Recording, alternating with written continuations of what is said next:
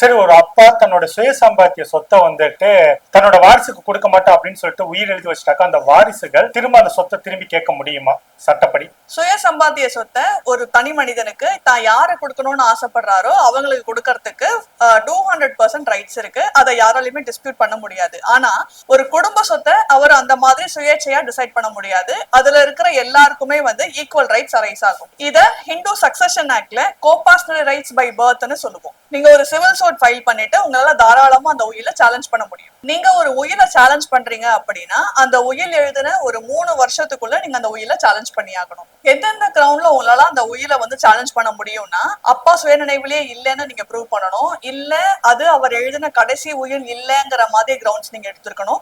இல்ல வேற ஏதாவது ஃப்ராட் பண்ணிட்டாங்க, ஃப்ராட் நடந்திருக்கு அப்படிங்கறத நீங்க ப்ரூவ் பண்ணணும்.